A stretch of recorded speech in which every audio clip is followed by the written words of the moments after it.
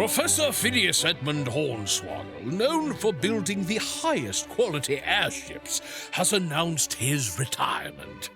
As one of the greatest airship engineers in the kingdom, you have gathered at the Hornswoggle factory in a competition to build the best airships you can and become the successor to the Hornswoggle Empire. The object of Dastardly Dirigibles is to score the most points after 3 rounds of play. A round ends when a player completes an airship. Each card in the suit used most in players' ships scores 2 points, and any wild cards in the ship score 1 point.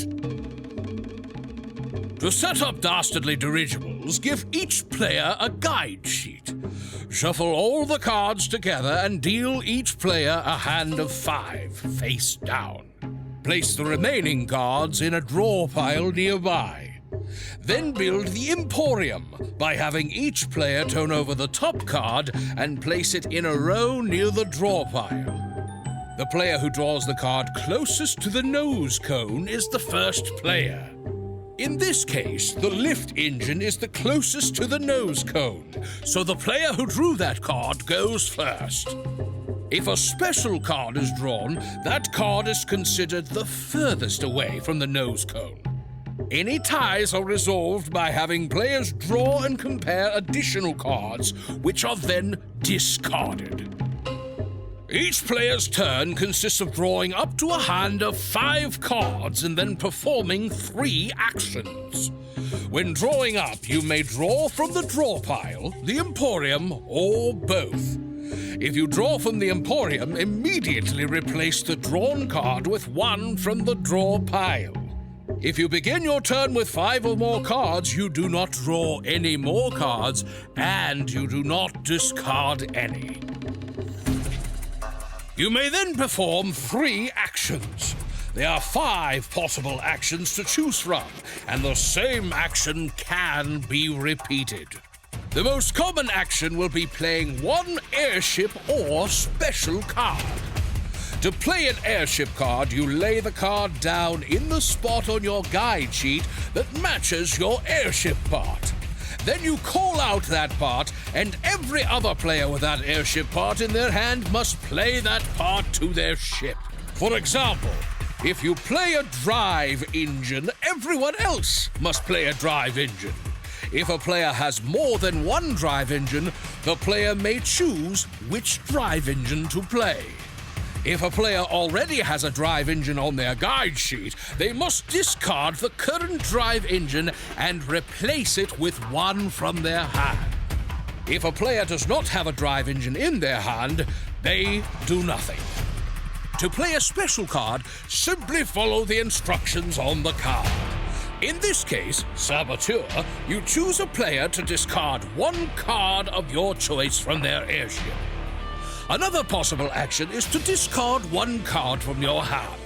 This may keep you from being forced to play the card by another player.